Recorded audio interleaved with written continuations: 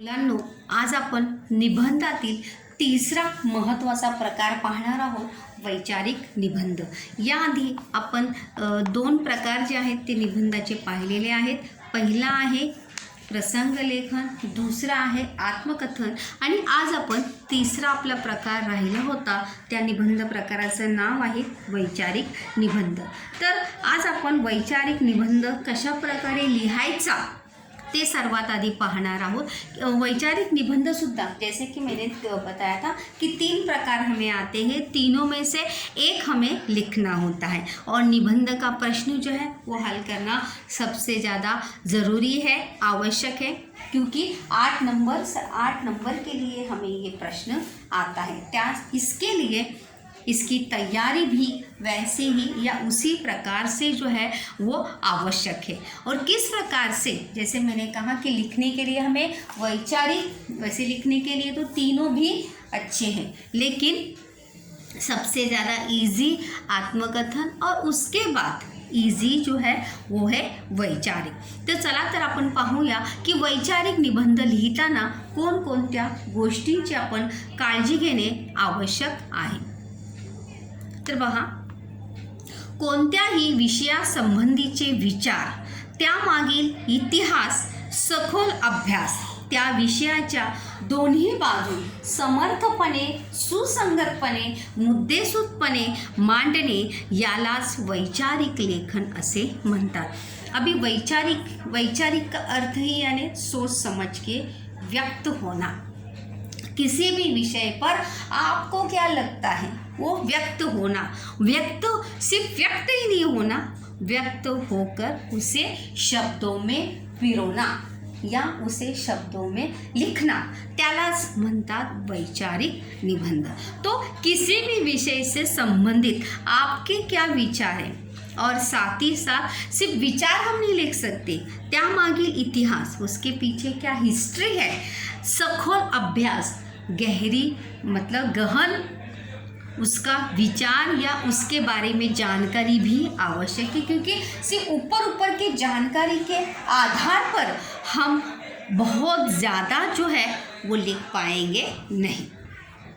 त्या विषयाच्या दोन्ही बाजू, जैसे हर सिक्के के दो पहलू होते हैं, ज्याप्रमाणे एका नाण्याच्या दोन बाजू असतात, उसी प्रकार से हर विषय की दो बाजू होती है, एक अच्छी और एक बुरी, एक चांगली आणि एक वाईट. तो हमें उन दोनों बाजू ज्या आहेत समर्थपणे मतलब अच्छे तरीके से, सुसंगतपणे मतलब अब हमारे विचारों में तर्कता होनी चाहिए, तर्कशीलता होनी चाहिए, तब जाके हमारी बातें जो है, हमारे बातों से, हमारे विचारों से लोग जो है वो क्या होंगे, सहमत होंगे.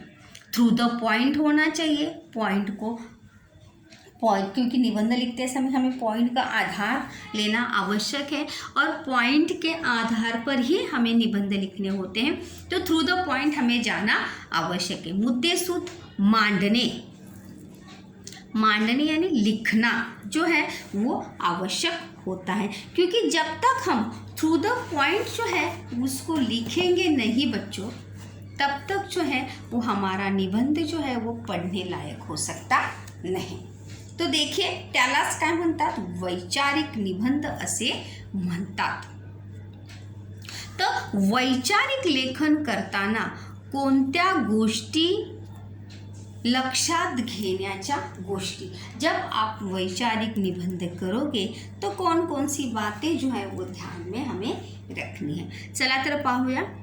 वैचारिक लेखनात आपला विचार मांडताना आपल्या विचाराला अनुकूल असलेले सर्व मुद्दे लक्षात घ्यावे. मतलब जब भी हम वैचारिक लेखन करेंगे तो वैचारिक लेखन करते समय हम जो विचार व्यक्त कर रहे हैं वो विचार व्यक्त करते समय अनुकूल असलेले, मतलब अनुकूल यानी उससे मेल खाते हुए, अनुकूल और प्रतिकूल, अनुकूल यानी उससे सेम पॉइंट ही हमें ध्यान में रखकर उसका लेखन जो है वो करना आवश्यक है.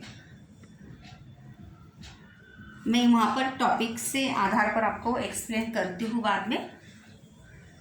त्यानंतर दुसरा पॉइंट आहे, वैचारिक लेखनात विचारांना प्राधान्य असते.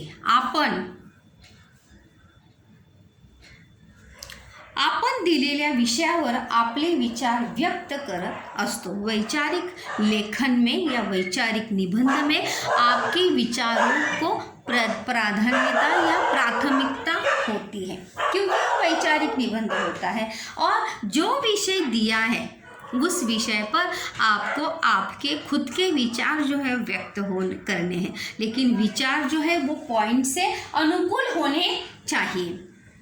जो पॉइंट दिए गए हैं उसी पॉइंट का आधार लेकर आपको वहाँ पर व्यक्त होना है वैचारिक तरीके से कि आपको क्या लगता है. जैसे एक विषय आप लीजिए, झाड़े लावा झाड़े जगवा. तो इस टॉपिक पर आपको क्या लगता है, जो जो पॉइंट वहाँ पर दिए गए हैं उस पॉइंट के आधार पर आपको क्या लगता है कि क्यों ऐसी आवश्यकता पड़ी है. झाड़े लावा झाड़े जगवा ये बताने की लोगों को क्यों आवश्यकता बार बार बताने पड़ता है ऐसा कि झाड़े लावा सुद्धा आणि झाड़े जगवा सुद्धा. तो जो पॉइंट हो गए, जैसा विषय होगा उसी के अनुरूप जो है बच्चों आपको वहाँ पर लिखना है.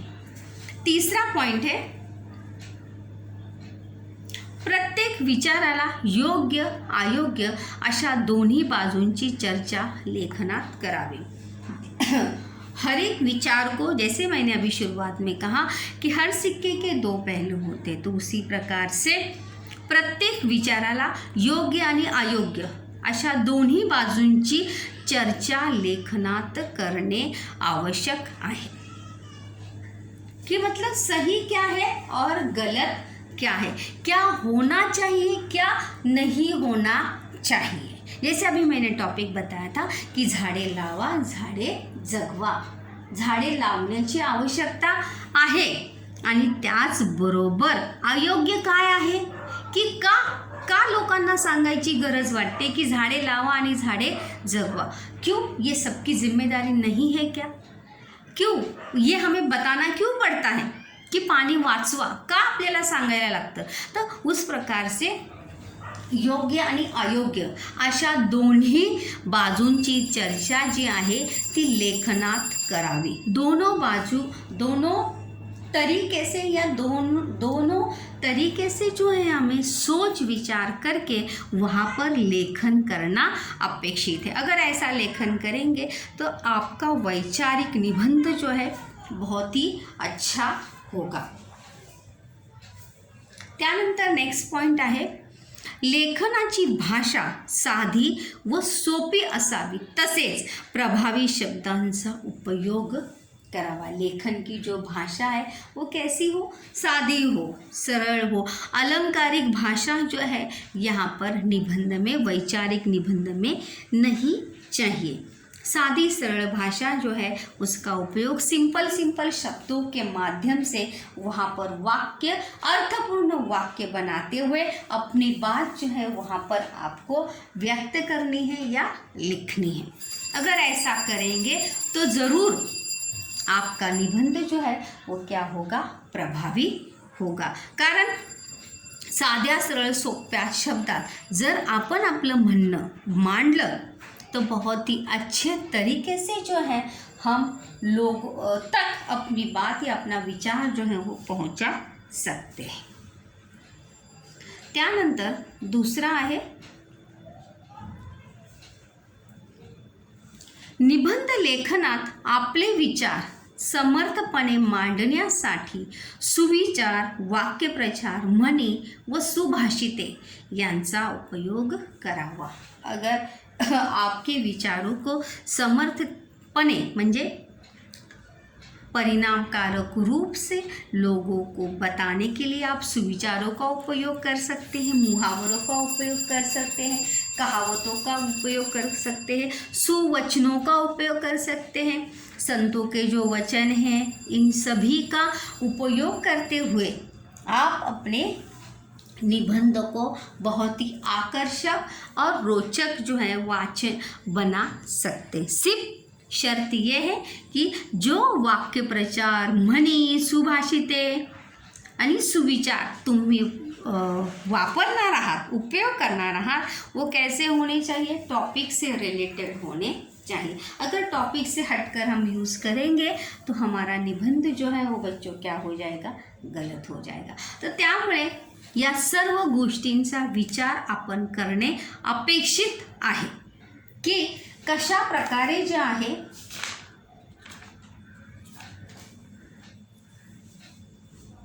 आपण कोणत्या शब्दांचा उपयोग करून आपला निबंध आकर्षक करू शकतो। त्यानंतर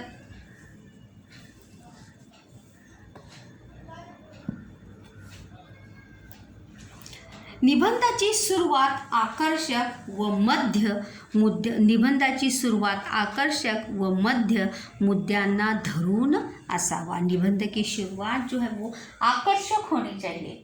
जैसे आपकी निबंध की शुरुआत जितनी आकर्षक होगी उतनी ही आकर्षक या मनोरंजक तरीके से जो है आप अपना निबंध जो है वहाँ पर क्या कर सकते हैं, लिख सकते हैं। कारण की जेवढा आकर्षक तुमचा निबंध असणार आहे तेवढाच